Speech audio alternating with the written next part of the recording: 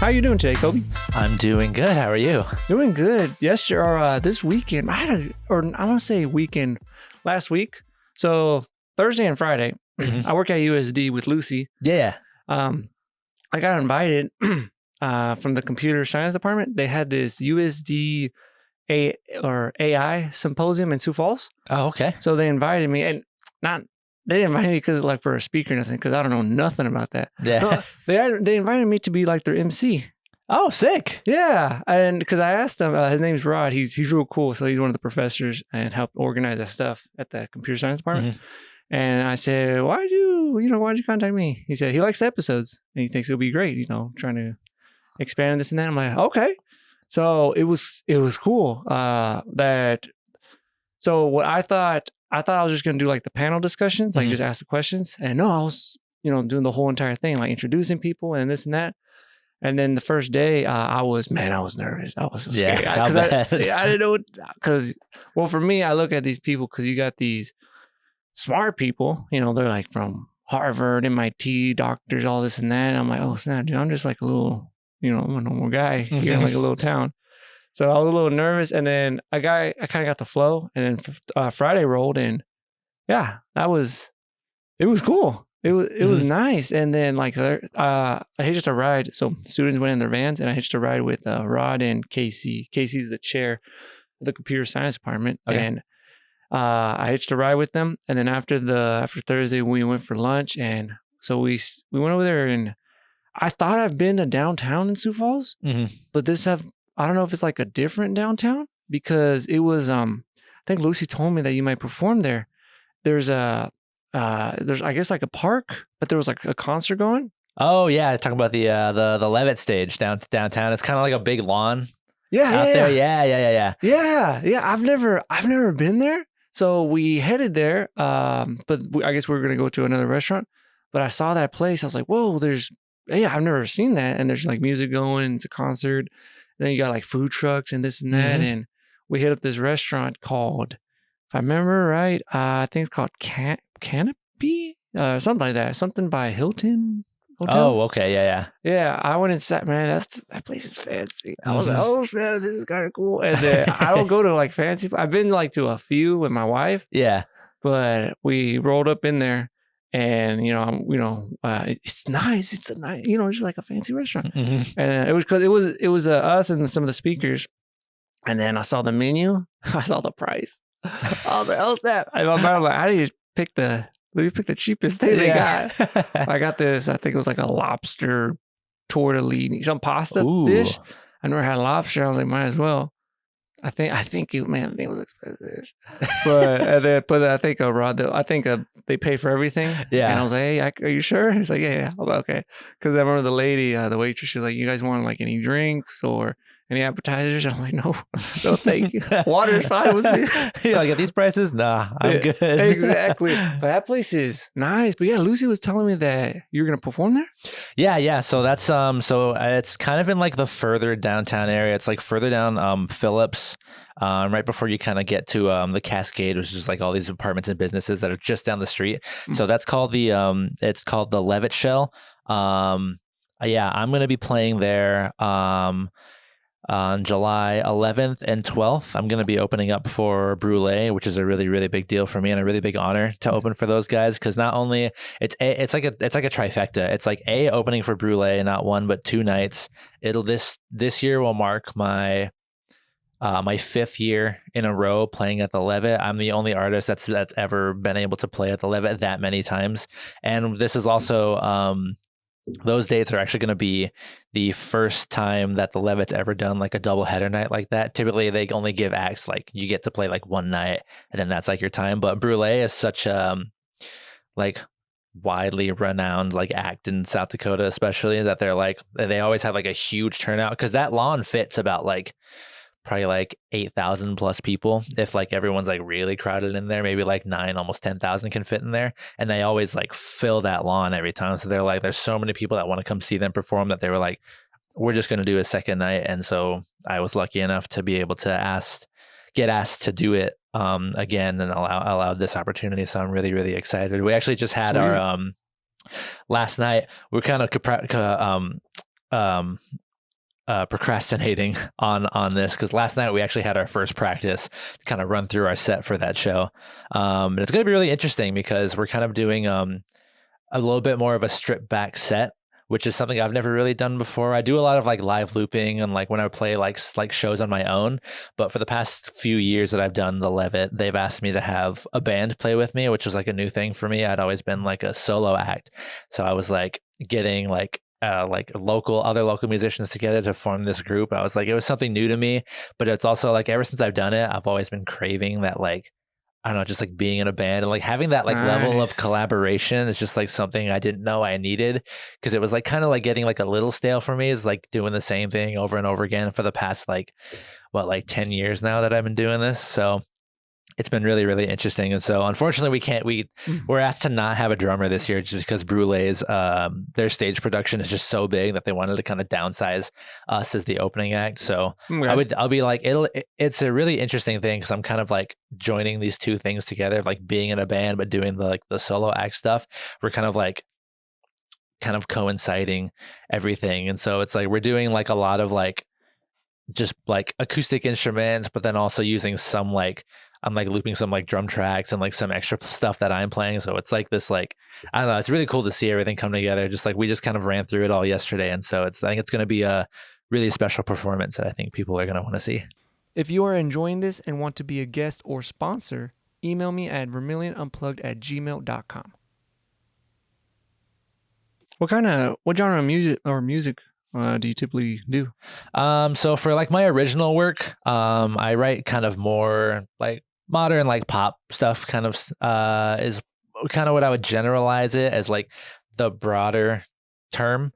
I would definitely consider myself like, I would definitely consider myself more of like an indie artist. So it's kind of like an indie pop is kind of like the term that I would use to like really like give people like the best idea of the kind of music I make. But I don't know, I come from a pretty wide background in music. Like I grew up like Lucy, she would always be the one that would like take me to work, or not take me to work, but take me to school, like growing up and stuff. And so I listened to a lot of the music that she listened to, which was like a lot of like punk rock bands like Good Charlotte, Simple Plan, Blink-182, all that kind of music. So that's the stuff I grew up with. And then obviously growing up, you kind of like get into your own, you know, styles and your own music that you like to listen to. So I have a pretty like wide range of music that I like to listen to. So I kind of draw inspiration from a lot of those different genres and kind of make them into my own little ball of sound. Sweet. See, the drum, man, I was just thinking like the genre. If you look like on my Spotify playlist, I think it's like on everyone's. Mine has like some metal, some punk rock, and then it'll like sometimes it'll switch to what do you call it, like orchestra music. Yeah. And then it'll switch to like I got like the Spanish music, and then it could be like a pop one, or like one of those old school like folk ones. I'm like, man, I'm all over the place. And I mentioned it a few times, like when I hit the gym. So far the gym over here at the wellness center, the music, it'll be hit or miss. Look like I had fun. I don't know, for some reason. I should probably just ask them. They'll have like today. I think today was cool. They had some summer pop songs, but sometimes they'll play like an 80s song or 80s rock, or sometimes they'll have like Metallica or something. So something cool. I like it. It's fun. Yeah. But then other times, I'm not dissing on Justin Bieber, but they play like the song "Baby," and they also had like an some Usher song talking about love. Is those slow. Yeah. And I'm like, what's going on, man? Like, their playlist, I don't know who runs it, but the playlist is all over the place. Yeah, as I say, "Baby" by Justin Bieber. No, it's like not really like my gym. Like, I'm not really trying to get like a pump on to "Baby" by Justin Bieber. That's crazy. Yeah, but I don't want to like judge him too hard, because when I'm listening to music, so lately, I would say these past few months, I've been, I'll go on YouTube and I'll put some music on, but the music I'll listen to is like, what Pokemon is, right? Oh yeah. I'll put some like Pokemon battle, the theme song, like the music from the video games. but it's just I don't know what it is. It just pumps me up. So I can't knock it. If they want to play Baby, that's fine. I guess that's why we're on zero. Yeah, so there's someone out there that's like, oh yeah, this is the perfect song I need to get this rep in. Yeah, probably. But you like the music. I don't know what it is. I just play some like lately. So I like video games. I like video games a lot. Oh yeah, same. And I play I'll just play some music on it, or music from video games. I don't know if it could be like just some that, the background music, for example, like Metroid. One of them's like the new God of War, or it'll just pump me up. The theme song from Halo. I'll just, I'll just play that. I don't know what it is. It just gets me going. No, I get it. Every time I hear that, ooh, it's so good. It's like it gets me going. It brings me back to like days playing Halo 3 on Xbox 360 till like 3 a.m. Yeah. You also stream, right? I do. Yeah. I do stream. It's been a few weeks since my last stream, but I'm thinking might actually, after I'm done with this today, I might actually see if I can get a short one in there quick. It's I stream on I stream on Twitch, YouTube, and TikTok all simultaneously at the same time. It's Kobe.exe, KOBEDOTEXE, all in the same place. I've had a lot of like crazy names and stuff throughout the years, but my girlfriend actually came up with that one because I was trying to think of like a rebrand for that type of stuff. So I was like something that I could like make up for like all my social media, have all the handles so it's like discoverable everywhere. Yeah. And it kind of like sticks. But I was like, I want something that's like either like tech or like gaming related. And she was like, well, when you run a program, it's like, like halo.exe, oblivion.exe, it's an executable. So like, that's like the type of file when you're like running a video game. Yeah. So she was like, what about kobe.exe? And I had like that fantastic for me moment. And I was like, say that again. And she's like, kobe.exe. And I was like, that's a perfect name. I'm going to run with that. And so I've been running with that one ever since. But yeah, I trying to come up with a schedule, but obviously with like, summers are busy for me music wise and performances. So, and I started a new job recently that I work a lot of like later hours. So it's kind of hard to find the time. So I'm still working on trying to figure out a schedule, but gaming has always been one of those things. Other than music, gaming has been something that I have always just like naturally gravitated to. And it's like, it's what I do to like to decompress after like a long or stressful day. It's just like I can just hop on the game, play whatever for like couple hours, 2-4 hours, and it's just like I'm reset. Yeah, I feel you. That's the same thing with me. Sometimes I was doing a lot of streaming. So what I was doing, I was streaming, but it was with my wife. So for example, we'll play like Fortnite, let's say, and then I don't know how I did it. Luckily, YouTube has everything, but I got it where like, I have a face cam and she has a face cam. Well, it's because she'll play on the Xbox and I play on the PC. So she's over there, I'm over here. And then I got it, I already got a capture card. So I run everything on OBS and I have like my screen and then her screen and this and that. Try to see like, just like a dual thing. Oh, okay. So that stuff is fun. I haven't done it in a while because I've been busy with a lot of stuff. Yeah. There's always time. But video games, oh man, it's just, ever since I was a kid, I'm into it. I'll play anything except I will not play like, like those realistic sports games like FIFA or Madden. Oh, yeah. 2K. I'm not into that. I just can't. No, I'm the exact same way. I've never been like, I have friends that like they're into like they're into like the NHL games and they've been getting kind of into like FIFA and stuff like that just because they have the EA subscription stuff, so they can just like play them for free.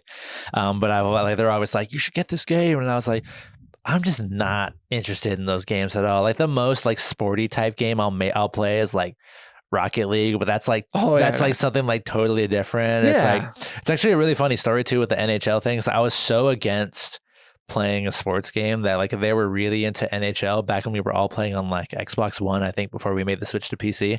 And my buddy Aaron was like, he's like, I will literally buy you NHL so you can play it with us. And I was like, I'm not gonna play it no matter what you do. And then the day after, I get a notification on Xbox that he bought me NHL, and I was like, thanks, I'm still not playing this game though. And I just never downloaded it. It's still sitting in my messages somewhere with the code for it. And he was like, honestly, it was funny just for the bit. Like that was enough for me. My wife, she knows I will not. I mean, I've played it before. I played FIFA, this and that, but like I won't buy it. I'm not into it. And then she'll sometimes say, "Hey, what if I buy you FIFA for your birthday?" I'm like, "Please don't." No, I'm not gonna play it. I'm just like how you mentioned. Like I play, I do play Rocket League. Rocket League's fun. Or like have you ever played Mario Strikers? I love Mario Strikers. Yeah, like that one. Like that's way better than I think it's way better than FIFA. For sure. Yeah, something fun like that. Like I'll play like that, or even same thing. Another like those type of sport. It has to.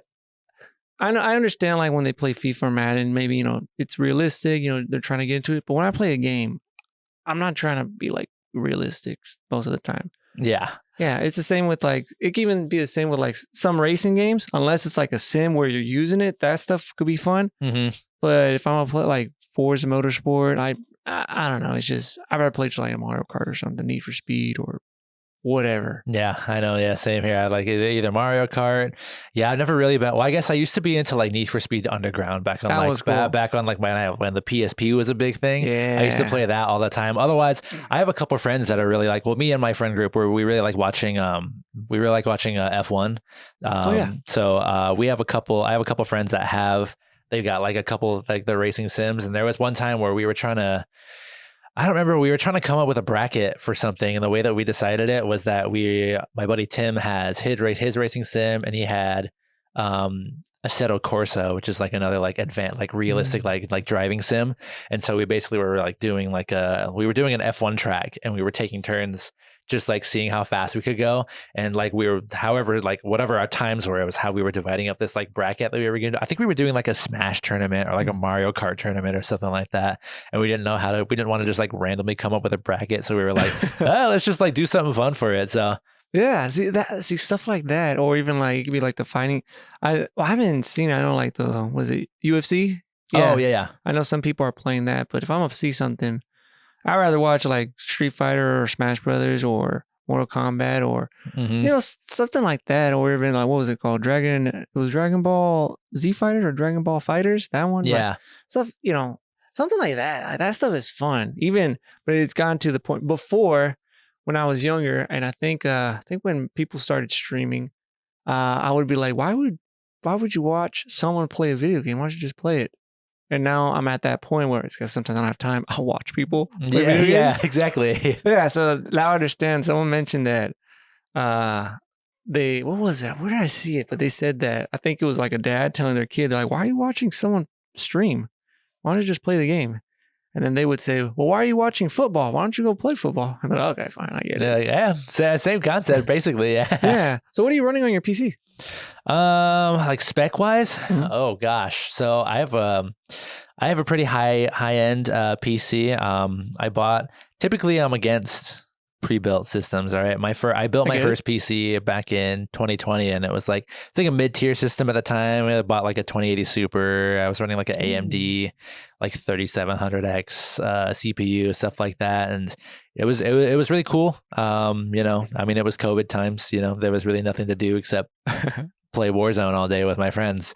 But then I think a couple years ago, one of my like favorite streamers that I watch, Shroud, he actually bought he's a co-owner of this company called Main Gear. So I was like, all right, I'll give this a shot. So I went and I bought a PC, and it's got a pretty top of the line stuff. It's got it's an Intel system this time around. It's like an Intel 13900K.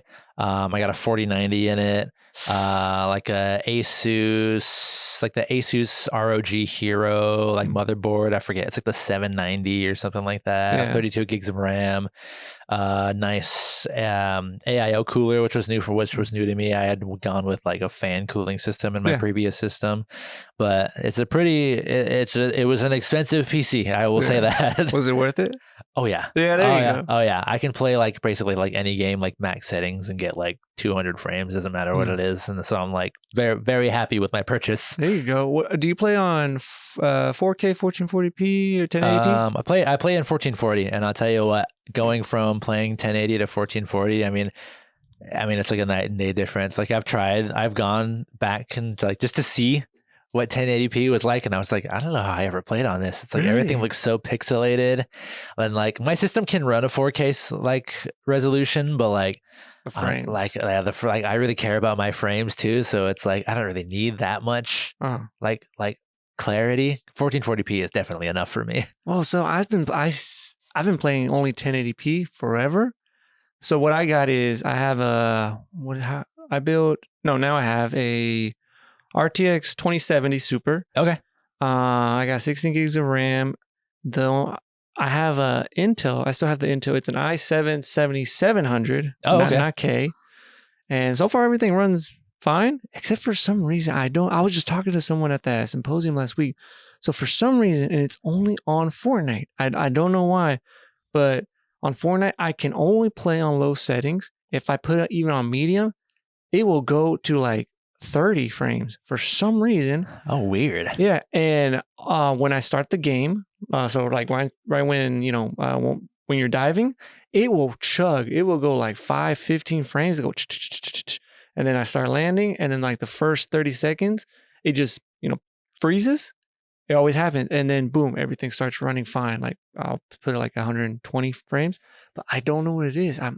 It's weird. Interesting. Yeah, I don't know. Especially if you're on like low or medium settings, because like you wouldn't have like the lumen lighting settings on, like any of that RTX lighting type stuff. Because that then it would make sense if you're like if your frames are tanking. But like I don't know if maybe that's like a memory leak issue or like a CPU side issue or something. I keep thinking it's a CPU. I just can't, because before that I had a 1060 Ti, and it ran fine. Like there was no chugging, nothing, this and that. Interesting. And I even had. Did I still have the i7? No, I probably had it, and everything ran fine. I had the 2070, and everything was. It got so bad that I had to like reboot. I wiped everything out like brand new, and it still does it. I don't know why. Interesting. Yeah. I don't know. And then like I'll even, because I was like, is it that, or is it just the game? Like I've deleted, re-download, and I was like, well, let me check the other things. So I'll put like Tomb Raider. I was running that. Everything's fine. High settings. I'll get over 60. I'll put everything else. I even tried Rocket League. I was like, maybe it's something like this. No, everything's fine, but only on Fortnite. Interesting. Yeah, it's just, and I took it, like I've been on YouTube. I've been messing with the parts. It got bad that it was like 2-3 years ago. I took it to things called Dakota Warehouse PCs or Dakota PC. Dakota PC. Yeah, I took it and I told them about the problem, and same thing. They were like, maybe they're like, I think they said, you got some other system or other programs like running in the background. And then I think my PC was a little dirty on this. I said they wiped everything, and it was okay. And then it came back. I'm like, something's wrong. I don't know what it is. Interesting. Yeah. Yeah. But it's the only, even Warzone will play fine. That's weird that it's only Fortnite. Yeah, on the lowest settings. And that sucks because like I have a 2070 Super. Like it should be fine. Yeah, it's a good card. Like the 2070 Super is still a good card even by today's standards. Yeah, so that's what I was thinking. Because before I was thinking I was like, maybe one day I'll upgrade. I'm thinking, is it my CPU? I have no idea. I don't know. Maybe you're too good at Fortnite or something. We got to drop this guy's frames. He's doing too good. There you go. Right at the start. But it's been fun. I like right now. Are you about the Switch, right? Oh yeah. Did you know about all that stuff happening with the Switch 2? With the banned Switch 2 systems that you're talking about? Yeah. Well, back in the day, I was a very hardcore, the console wars with it's Sony, Microsoft versus Nintendo, this and that. Mm-hmm. So I was more of the Nintendo guy. I think the games are just amazing. The games are great. Until then later on, I had Nintendo since whatever, until I had the 360 and then Xbox Live, and that opened my mind. I was like, whoa, what is this? And then I stuck with Nintendo until I got like a because I was against Sony when I was a kid. Yeah. And then I got a PS4 and started playing some games. I was like, whoa. Mhm. And then I heard about PC, but I was also against that. I was like, consoles all the way until it was a GTX 750 Ti, and I had like just a regular computer. Yeah. Because I was like, oh, you could just plug in whatever. I was like, okay. It was like $100 back in the day. Yeah. I plugged it in, and I was like, whoa, what's going on? Like more higher than 60, and then mouse and keyboard. I was, whoa, everything. So I've been stuck with PC for a while. I know. Once you go from console to PC, you're just like, I can't go back. Because I was in the same boat. I was an Xbox guy for the longest time, and I was like, it's Xbox. PlayStation sucks. I'm never buying a PlayStation. And then now that I'm on PC and I've like distanced myself from the console wars, I can look back now and I'm like, PlayStation was the better console. I was like, they just had better games. I mean, they had Last of Us. They got God of War. Yep. They got Spider-Man. Oh yeah, they just had so many better games. They did have better exclusives, and then now even like some of the PlayStation games are exclusives and Microsoft exclusives. They're hitting PC already. Yeah, I know. I think Microsoft just like gave in. They're just like, listen, if we can't win the PC war, we'll just buy all the studios, make them Microsoft exclusives, and then we'll also make it on PC, so we also win there. Yeah, everyone wins, kind of. Yeah, kind of. Yeah, Steam sales also started too. I know. I've been looking. Luckily, I've been like, haven't had like any like extra like spending money lately because I was like I'm looking at this Steam summer sale and I'm like, it's a good thing I don't have expendable funds right now because I could easily make it so I also don't have expendable funds with the amount of games I'd be buying. I still got a backlog. I still have it, and then my wife's like, why don't you? Because I'll look at a new game. She's like, have you finished the other one? Or not finished? Have you played the other ones? I'm like, no, but it's on sale. Yeah, it's on sale. It's like it's 90% off. Yeah, exactly. There you go. It's like, I haven't played this game, but what if I had 2 games that I haven't played yet? There it is. But I've talked, the Switch too. So I have a Switch and it's great. I still have that Nintendo fan. The games are great. The games are great. Switch 2, I was watching that direct, and when they showed the announcement, everything looks cool. The games look cool, this and that. And something that surprised me, they didn't show the price. Mm-hmm. Until after that direct. And I thought, same thing, everyone thought, oh, it's probably, I'm on Reddit. Everyone think, oh, it's probably like $400. I'm like, okay, I can hit $400. $450. I'm like, it's kind of high. You're reaching because even like the digital editions of like the PS5 and the Xbox Series, it'd be the Series S, they're like $400. Yeah. Or $300 or something like that. I'm like, man, they're pushing it. But I'm like, okay. And then the price of their games, oh my God. Yeah, I know. $80. Yeah. I'm like, whoa, whoa. Because usually Nintendo started with like, I'm going to say like, even like, all right, Nintendo Wii, $50, GameCube, $50, Wii U and Switch, $60. Mm-hmm. It was Zelda Tears of the Kingdom. They put it at 70, which I was like, that's kind of weird. Yeah. But then now $80. I'm like, whoa. Yeah, I know. I don't know where these like AAA companies get off thinking that they can like charge like an extra like $20-$30 for video games, because it's like most people don't really buy like physical media when it comes to like video games anymore. Like I can't tell you the last time I bought like an actual like game disc. Ever since like the introduction of digital downloads, it's just kind of unnecessary. And that was like what you paid for back then. It's like it was games for $60 because it was like $20 for like a distribution fee, basically, is what you were paying for them to make the disc. But now that it's like no one's really buying game discs, especially as like PC, like people don't really buy like CD-ROMs for games anymore. It's like kind of unnecessary. You can just buy your games on Steam or whatever you use to buy your games. And it's like, if we're buying digitally, you don't got to make the CDs. The game should be cheaper. I don't know why I'm paying $80 for this thing that you just had to send me a file for. Yeah, Nintendo is, man, even though I still think they make amazing games, man, they are greedy, and like even the online, like they're way behind on a lot of stuff.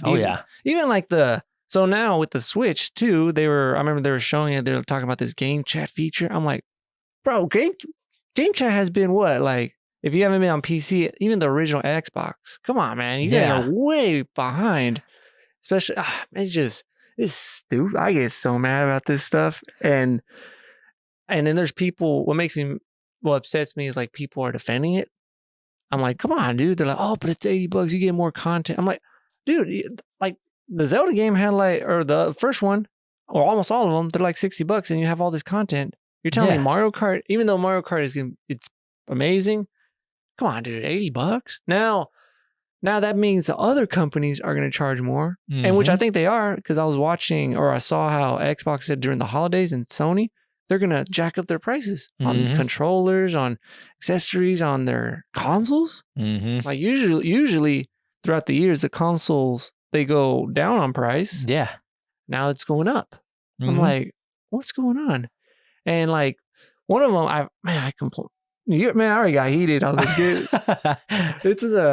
It's the Pokemon games. Like I'm a big Pokemon fan. Like I watch like competitive stuff. Oh, okay. Yeah, and I do like I understand like the breeding, the IV training, or the IV EV. I watch that stuff. Like I'm that kind of nerd. Like I was watching the Pokemon World Championships. Yeah, but like their games, like all the handheld games, amazing. The rock solid, best. All the content. They look beautiful. It's great.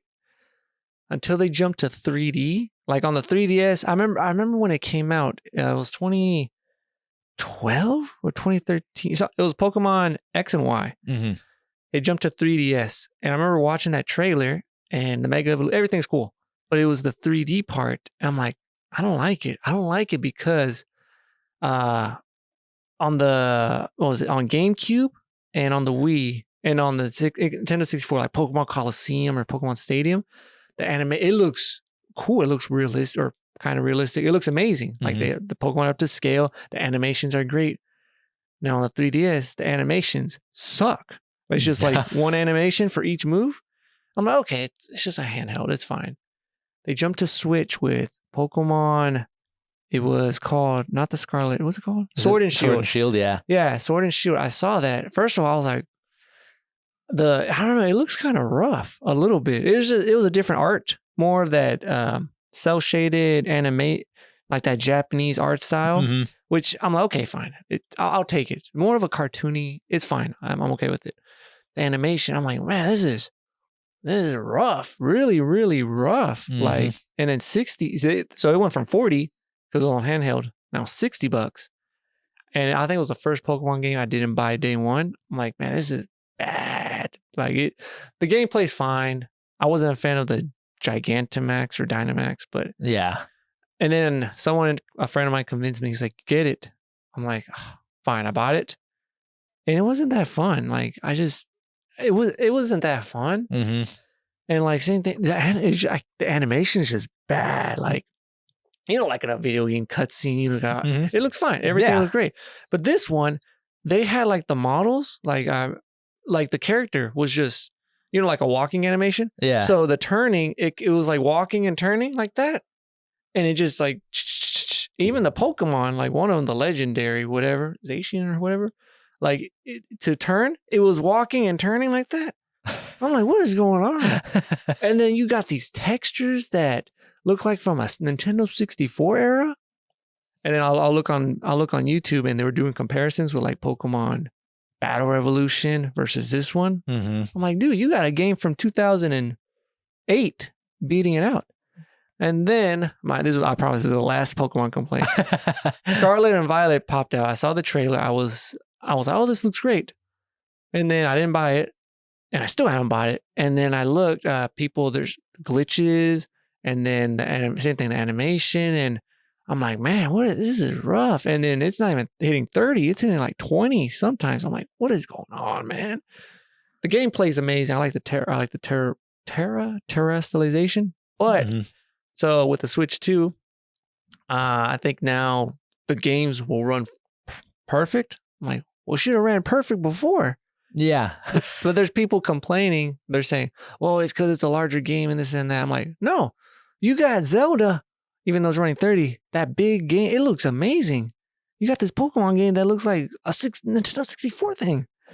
And then now it's running, but then there's like an upgrade. I think you could pay. I don't know if they have this, like, it's like $60 or $70, I think. Now you got to pay so it can run it, and it still looks like dog crap. Like, yeah. That's my rant. I swear. That's my No, I get it because like I have a couple friends that did buy Switch 2s and like they're like, you know, they have Mario Kart because that's like the only game that you like for the Switch 2 basically, and then you can buy the upgrades, which is the other thing too. It's like Tears of the Kingdom and Breath of the Wild. It's like they're already out, but it's like if you want to play the upgraded versions on Switch 2, it's like, well, you got to give us like $10 for each game. Then you can play this upgraded version. And like my buddy Kev was like, listen, I did it just to see, and he's like, I mean, the game looks awesome. He's like 4K running at 60 FPS. He's like, it looks amazing. Mm-hmm. But it's like, how many games are they going to do that for? Are they going to do this conversion fee to like play these old games on the new thing? And then the other thing, because listen, I'll complain. I'm gonna end up buying a Switch 2 just because. All right, I wanna play some Mario Kart with the boys. Yeah, they have that. Unfortunately, means I got to pay for Switch Online, but they have that GameCube expansion coming out, which is exclusive to the Switch 2. Finally, yeah, I know, right? It took so long. It's like GameCube has like literally like some of the greatest games ever made on it. But also, because just a couple of days ago, I found out that they have the original Mario Strikers that's gonna be on that, and I'm like. I was like, I love that game so much. I can't wait to play that. But also, I'm a huge From Software fan. Like, I've played every Dark Souls game. I've played Elden Ring multiple times. I've always wanted to play Bloodborne, but it was a PlayStation exclusive, and I never played a PlayStation. And I was an Xbox fan way back then. So, still praying to the PC gods that Gabe Newell, maybe they'll bring a Bloodborne to PC, a PC port sometime. But we'll see if that ever happens. But I know that From Software has a Switch 2 exclusive game that's coming out, which basically looks like Bloodborne 2 from what everyone's saying. From the trailer, I'm like, yeah, this just looks like Bloodborne. So that was Nintendo sold me on that one, and I was so against getting the Switch 2 because I was like, you're gonna make me pay almost $500 for this thing that if I want to play it in handheld mode, I'm only gonna be able to play it for like 2-3 hours. But then they showed that Dusk Bloods trailer, and I was like, okay, you got me on that one. I was about to get a Switch 2 when they showed Metroid Prime 4, because I'm a big Metroid fan, until they said it's also available Switch. I'm like, fine, I'll be that guy, and I'll wait. This is what they should have done to reduce the cost. So it's not even using an OLED screen. It's just an LCD. Yeah. So I think with the Switch 2, it could run, you could run at 120 frames on handheld. I think what they should have done is just make the screen just 60 frames, and then, you know, when you dock it, you'll get 120 frames on whatever TV you got. I think that would have reduced the cost. And then I was hearing some stuff. I guess it depends on the game. Some of these games have that, it's like it's like a game key. So you kind of don't own it. You have yeah. Some of them, I don't know which ones, but man, I'm like, what are you guys doing? Everything was fine. I don't know. All I wanted, the Switch was great. Just give me something more powerful. I want to run everything at least 60 on, you know, like at least Zelda, like with the upgrades, even though it's like another $10, it runs 60 frames. And if it runs 4K, great. But if it runs 60, I'm okay. Yeah, that's all you need, especially like with a Nintendo game. Like, you don't really need more than 60 frames. There's nothing you need that many frames for. Yeah, I think the 60. So hey, them pushing 120. All right, I'm impressed. But man, I don't know. I don't know. And then their new Pokemon game, Pokemon Legends ZA, is coming out, and I'm like, man, am I gonna get it? Am I not? I'm just like, I love the game so much. They got more potential, but I think they're just being late. You know how it feels? It feels like the Madden games. It's the same. It's almost the same thing. Yeah, it's basically the same thing every time. They just like new region, couple new Pokemon, and they're like, it's a brand new game. Yeah, totally different. And then you know what happens? People buy it, and then I'll be one of those suckers that buys it. But then they also announced it was, I think they call it Pokemon Champions. So since I'm mostly just I play Pokemon mostly for the battles. So the story and all that, I don't really, it doesn't get my interest not anymore. But with with this Pokemon Champions thing, it's just straight up battling. Oh, okay. So it's just battles, and also they're gonna put it on not just on the Switch or Switch 2, but also on your phone. Oh, that's pretty sick, actually. Yeah. So that's what I'm trying to wonder. I'm like, is it a full game, Or is it going to be like one of those free to play and you can just transfer your Pokemon? Because you can already transfer Pokemon with Pokemon Bank. And if it's just straight up battles, I'm down with it, maybe. Mm-hmm. So they limit, but now if it's $60, I ain't paying $60 for straight and just battling. Yeah. But I get passionate about this video game stuff. I know, Sam. It's like so you mentioned video games and like we find something and I'm just like I could literally go for hours talking about anything when it comes to the industry and stuff like that. So yeah, and then I'm gonna go on one more tangent on Nintendo, like with it's just they're so I don't know what it is. I want to say it's anti-consumer. So with this new Mario Kart game, Mario Kart World, the cool thing I think it's kind of cool. So usually on a Mario Kart game, you got tracks on, and it's like 3 laps, right? Mm-hmm. And in this one well, not all of them. Now there's some that it's just like not one straight line, but it goes from instead of a loop, you go all the way straight. Mm-hmm. This one they have this intermission where you go from one track to the other track, and it's kind of like in a straight line. So that's kind of cool. It's trying to get that open world type of thing, like connecting it. Yeah.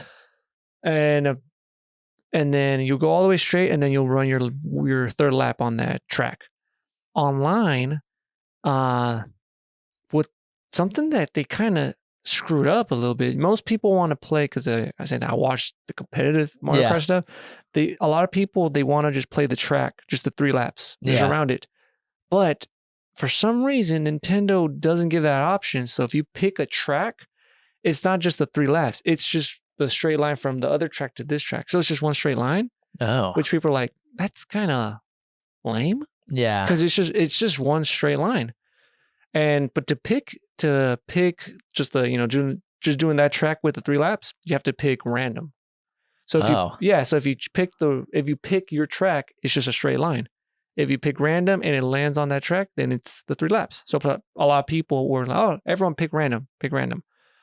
Now they did a little update where random could also be the track all the way straight. Oh. So the people on the Mario Kart subreddit, now they're like, hey, what's going on? Why? It's like, oh, we want this. And Nintendo's are like, okay, let's not do it. Let's just make it worse. And it's the same thing with Smash Brothers. Like, and I watch the competitive stuff. I bet people are watching this like, what, they're talking about video games? But with Smash Brothers, so, Smash Brothers 64 is great. Smash Brothers Melee is great. Mm-hmm. And, the competitive side, people know about it. It's super hardcore on that stuff. Oh, yeah. Smash Brothers Brawl came out, and I remember buying it. So I wasn't into the competitive stuff, but I noticed Smash Brothers Brawl on Wii. It's amazing. Characters, this and that, it's great. But I remember playing it, and I was like, why is this so floaty? It was, if people remember, it was very floaty. Like you jumped and they go. You're up there forever, yeah. Yeah, I noticed that. And then there was that tripping. Like you tripped. Like your character trips. And it trips if you kind of dash to the other side. And it trips. Mm-hmm. And what happened is, in Melee, if people know, there's a thing called dash dancing, back and forth. Your character goes really fast. Mm-hmm. So for some reason, the creator, they said, I don't know why they're so against the competitive one, but they thought the game was just either too fast or something. So they're like, okay, let's eliminate that dash dancing. So if you try to do it, you trip. Like, what's going on? So that stuff happened. And then Smash Brothers 4 came out and everything's fine. But then, I don't know, they just said that the Melee, the speed is too fast for new players. But I'm like, no one complained about it. Yeah. No one ever complained about Melee. You just play a game and yeah, I don't know. It could be the same if they did it. Hopefully they don't do it. Like, imagine if they did it. The Mario Kart, there's 50cc, 100, 150, and they had like a 200 on Mario Kart 8. Yeah. And you go fast. Yeah, it's like the mirrored track, 200cc, yeah. Imagine if they're like, okay, for the next game, let's make it slower. Because, new people are going to, no, don't make it slower. No. I don't know. What do you mean slower than 50cc? That's like incredibly slow. Yeah. I'm okay with some options. Like, yeah. Give me, options are fine. I know, like, for example, Mario Kart 8 Deluxe, they added some little mode where you can't go off track. Like, you can't fall. Mm-hmm. I'm like, hey, that's fine. You could turn it off. You could do this. They added gyro, this and that. But man, I'm telling you, the Nintendo's, I don't know what it is. their online it's same thing. Like, why would I have to pay 20? I don't even know if it's gonna be $20 anymore.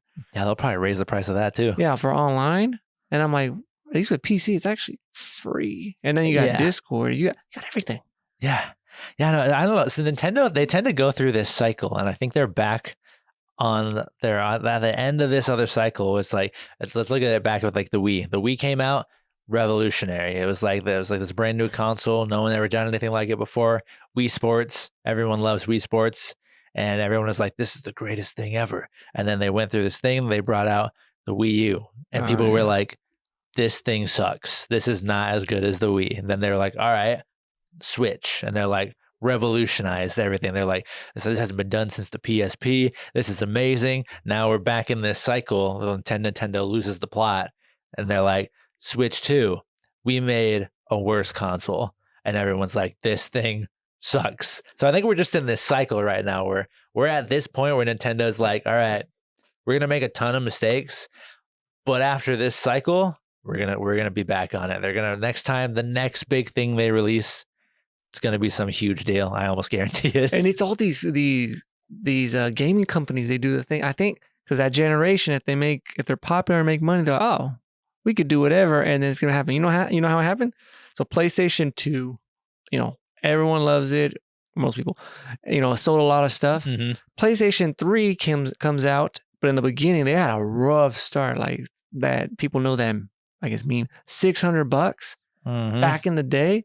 And then they made it like this console's huge, and they made it harder for developers and that. But then they kind of changed it with PS4, and it's great. Yeah. PS5, I don't know. I think it's all right. Xbox 360 was very, very popular. Oh yeah. Everyone remembers that. Then when they were launching Xbox One, they're first saying, oh, it's gonna be connected to the internet only, and then you're gonna have to have the Connect bundled. And then there's no sharing with disc. I'm like, what are you guys doing? And I think it's the same thing with Nintendo, because we sold a bunch, and Nintendo Wii, they sold a bunch. The Wii U comes out, and most people are like, what is that? Is it just the controller for the regular Wii? And they're, oh no, it's this and that. Yeah. Because even when I saw it, I was like, is it just a controller? And they're like, oh no, it's a new console. I'm like, okay, you guys are confusing everything. Mm-hmm. And then with the Switch, oh, okay, now everything's good. Now with the Switch 2, okay, powerful Switch, I'm down with that. But okay, now the $80, now some virtual key cards that you might not even own.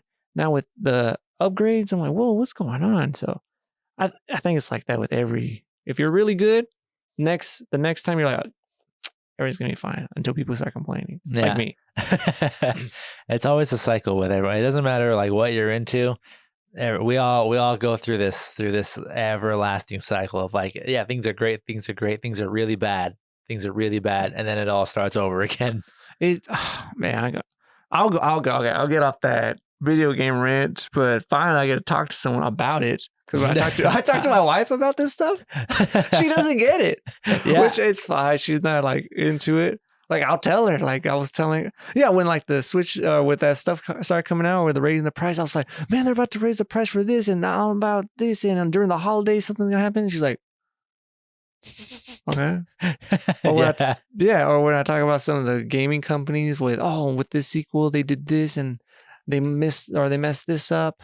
She's like, okay. So she doesn't understand it. She doesn't realize it. I know, I get it. I'm passionate about this kind of stuff, and I keep on the pulse of all things that are happening in the gaming industry. So exactly. At least I try to. Anyway, I like to be up to date on whatever's all happening, and there's always something happening. There's always something. Luckily, if I had this stuff, like I don't remember Reddit. I don't know when I got on Reddit. I'm gonna say like after high school, but I would have been on that stuff just watching. I think where I got my news or my gaming news was YouTube.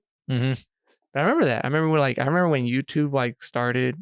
Just YouTube started, like the video game stuff.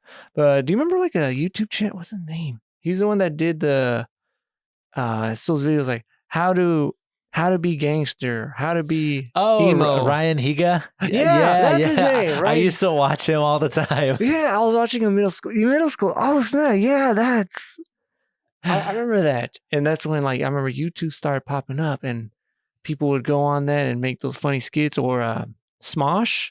Oh yeah.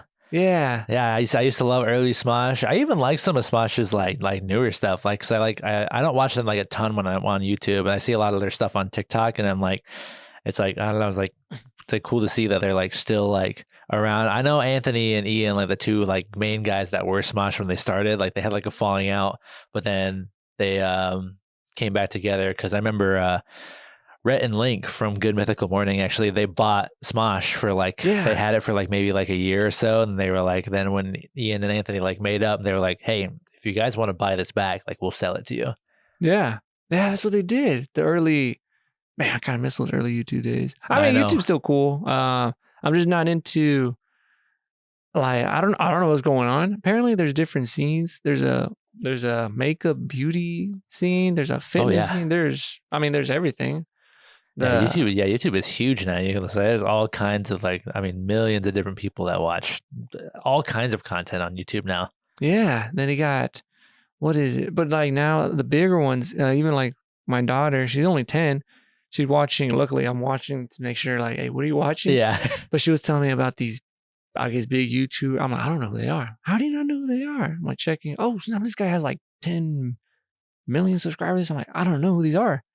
But it's just they're watching something different, or they got the toy channels, or I don't know. It's crazy, all this online stuff back in the day. Yeah. Yeah. But now we were supposed to talk about music and your career. We went to a video game. No, it's all good. But how did it start, the music career? I guess it's always been, it's just like, always kind of been something I've always been interested in, you know, like when I talked about earlier, like, you know, it would just be like going to like school in the morning. I mean, and I'm talking as early as like kindergarten, first grade, second grade. Like I was like my Aunt Lucy was taking me to work, or my mom, and we were listening to, you know, like Good Charlotte, Blink-182, Something Corporate, like all these different like emo punk rock bands and stuff like that. Or then like, you know, expanding upon that, listening to like what was on the radio, which like back in the 2000s would have been like, you know, things like Backstreet Boys, NSYNC, you know, all those different kinds of artists, I guess, and Justin groups. Timberlake. Yeah, I would say Justin Timberlake, Rock Your Body. I remember that was that was on the radio all the time. I never forgot that. But it was always just something I always kind of gravitated towards. I just liked music. And then, how old was I that my mom and Lucy took me to my first concert I think it was in Omaha. We went and saw Good Charlotte, and then it was Yellow Card and this band called Runner Runner, who I don't even think is around anymore. But we went and saw them in like at this venue out in Omaha, I'm pretty sure it was. And I mean, it's my first concert, and I was like I listened to Good Charlotte literally all the time, and I was like watching them do their thing, and I was like, that's cool. I didn't know you could do this, as like, you know, that this was like a thing, that live music existed and that people do this for like a living. And I was like, I want to do that one day. And so, you know, I went in, and it wasn't until about high school I got started, and I kind of started experimenting with like, you know, writing songs. Cause obviously, you know, you're in English classes, you got to like write poems and stuff just for assignments and stuff. And it was always something that just kind of like came naturally to me, like finding rhymes for stuff. And it was never really something that I like struggled with a lot. And, you know, when I found out that, you know, you can just take poems, put a melody with them, and all of a sudden that's a song. Because English had always been my best subject going through school.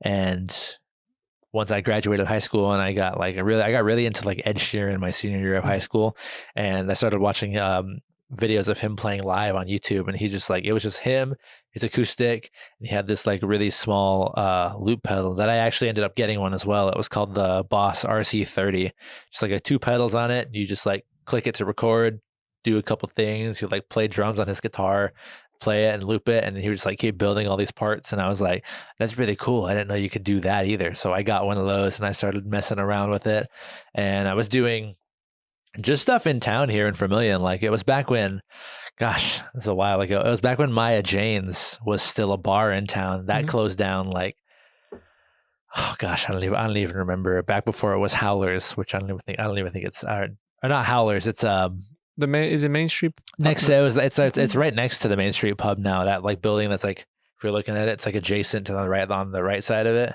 Oh, okay. I don't even remember what that place is now, but they used to do open mic nights there, and I would just like show up with my loop pedal and I would just like play some songs. Or I used to do open mics at what was it called?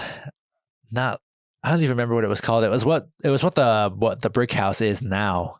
It used to be a different place back then, but they also did open mics. So I would just like go play some songs, maybe do a song that I wrote, and just like kind of go from there. And then I eventually, bought my own sound system. I was asked to do like the farmers market here in town, and then I started doing kind of like shows. And then 2017, I got to play like my first like what I consider my first like legitimate show. I was asked to open for my friends in Paradise Fears, they're a group of guys that are from here in Vermilion, and I'm friends with all of them, and I game with them. A couple of the guys sometimes. They blew up, and they they were going on tours, and they like toured with bands like the Somerset, All Time Low, like all these different like pop punk bands. They asked me to come open for them out in Chicago at Shuba's Tavern.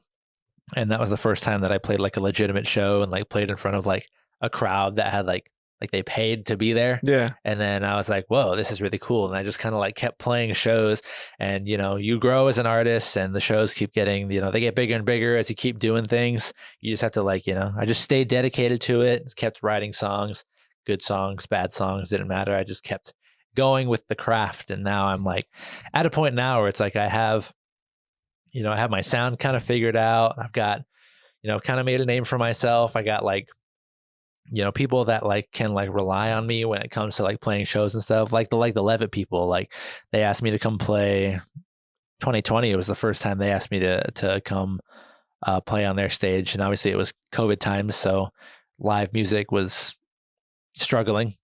Back then, people didn't really want to like, be in crowds of people, and, venues were shutting down, and even bands were disbanding because, that's how most musicians, touring musicians anyway, make their living, is touring, playing live shows, and, selling merch and stuff like that. So I've, played all these different places, and with 4 different events and different organizations, and, and you make a good rapport with these people that they keep asking you to come back. And, and then, I mean, it's like outside networking, instead of like me talking one-on-one with someone. It's like I worked with this person who also knows a branch of these other people. My name gets spread to those people, and then they reach out to me, and then I have this network of like different organizations and like booking agents and stuff like that are just like, if I'm looking to put on a show, or they have a show that they need another act for, they can just reach out to me. And so it's just been a long journey for sure, the past like 9-10 years that I've been doing this. Sweet. Would you consider yourself a celebrity or not yet? Definitely not. No, I would definitely. Oh, I guess if you ask me, I'm saying no. But if you ask people that know me and stuff like that, they'll be like, oh yeah, people know who he is. He's basically like a local celebrity and stuff like that. And I'm like, cool. I don't use that term whatsoever. I'm just another person like anyone else. Sweet. Do you have a goal? Is there like a goal? You're good right now, or what do you want to do? I would say my goal, if I had it perfect in my mind, what I would do is not have to work a day job. That would be super sick. If I could like spend like my days like, working on like music and like doing that kind of stuff, and then like, nighttime rolls around, I can just be like, all right, I'm gonna stream, like hang out with like people that like, just are into gaming, but then also like any fans that listen to my music that are just like, it's a great way to like funnel like everyone into like one single community.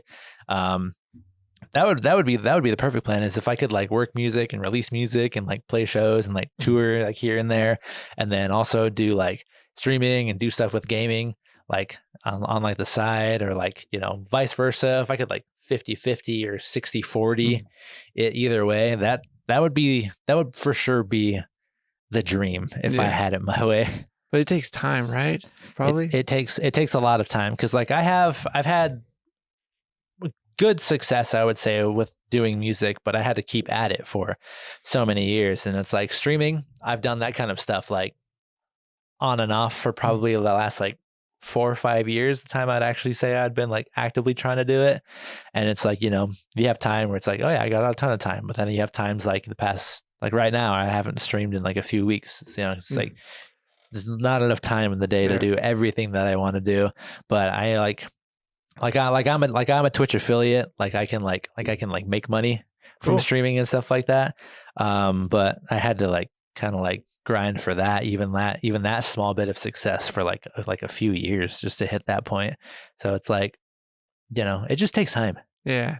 Time and dedication. Like you gotta just go. I think a lot of people, no, I won't say a lot of people, but maybe there are some that think, man, if I do this or I want to do this, and they're just waiting, that it's going to be real quick.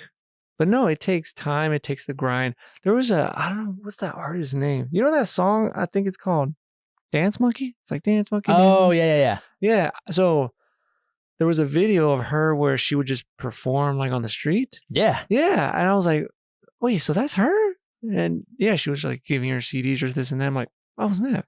But yeah, there's a lot of artists that just kind of, you know, they have to go perform or they're grinding. Yeah. They're just just grinding. Yeah. So I didn't know that. I was like, oh, snap. So it does take time. Even like some of the, like this stuff I do, this is nothing. Like you're up here and I'm down here. Nah. And my wife, she hates it. She hates it when I say that. But like, yeah, this stuff kind of takes time. Before, man, like I was doing this for, when did I start? Like March of last year. Yeah. And I would ask people, same thing. I didn't know, I didn't get the hang. Now I got the hang of it. But I would ask some people, oh, hey, you guys want to do this? And I had a lot of people say, no. It's like, oh, great. You know, I don't even want you on it. But not fine. But now I get some people. Now I'm at that point. Well, kind of. They ask me. Sometimes, sometimes, not all the time. Sometimes.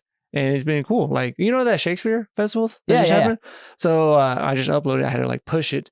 They asked me. They emailed me, hey, can we get on this? I'm like, yeah, sure. Or I'll get more. Nice. Like, hey, can you do this? Same thing. Like, or even that symposium with Rod. They invited me to do this. I'm like, oh, snap. So it's getting there. I would like to, you know what? So on my way to, it was Friday. Yeah. We're from here to Sioux Falls. I don't know how we got to the conversation, but I was talking with me. It was me, Rod, and Casey. And Rod was asking me, he's like, what do you want to do? And I was like, I don't know. He's like, but what do you want to do? And I was thinking, I was like, well, it would be kind of cool. Like, for example, this stuff. It's one of those things, besides like the video games, where I get excited. Yeah, I like it. Like, I think you understand. Like, you know, I like it. I enjoy it. It's you're fun. Passionate about it is the big thing. Yeah. Yeah, that's the thing. And the same thing, I like how my wife kind of supports it too. She's like, she always says, well, you got to figure out a way to like make money. I'm like, yeah, that is true. So that part I'm still trying to figure out. But I think I still kind of, you know, do kind of like the grind or take those opportunities sometimes, even though like, for example, I'm on my lunch break. That's what I usually do. Like on my lunch, I'll run out here and do this. And then it takes me time whenever I have free time. Like, for example, like I record an episode and it takes me, now I dropped it down. It would take me 4 weeks to upload it. Yeah. Because I got other stuff to do. Now it takes me just 2 weeks sometimes. Yeah. And then I was thinking, well, what else can I do? And then besides just episodes, I'm like, hey, what about those like, you know, YouTube shorts or TikToks or whatever? Oh, yeah. So that started popping up, or I started doing those. Those were fun. Now, those are fun. I like doing that. I know. Yeah. Short form content is like, because that's what I do to help like grow like my stream and stuff like that. Is like, is I'll just like, it's really easy because like I use OBS and you can use like the replay buffer. So like anytime I have like a clippable moment, I can just like hit a button on my stream deck, past 2 minutes, get saved, and then I can just like toss it in my editing software. I use DaVinci Resolve, and I just like edit. I edit it down to like at least a minute maximum. Typically, is what I try to aim for. If I can get it down to like shorter than that, That's like the sweet spot because, people's these days, thanks to TikTok, people's attention spans are very, very short. Yeah. Hence the focus on like short form content as opposed to long form.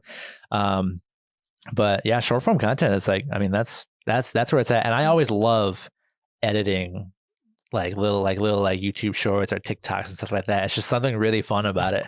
Yeah, before when I tried doing it, like the first, like you could kind of tell in the first few, I was like, I didn't know how to do it, and because it was kind of weird. So I was using I was using the computer with editing software, but I remember like people would use their phones. I'm like, how do they do that? Like my sister, she does that stuff, and she's like, pop, put in the caption. I'm like, how are you guys doing that? It's like, no, let me just stick with like Adobe, whatever.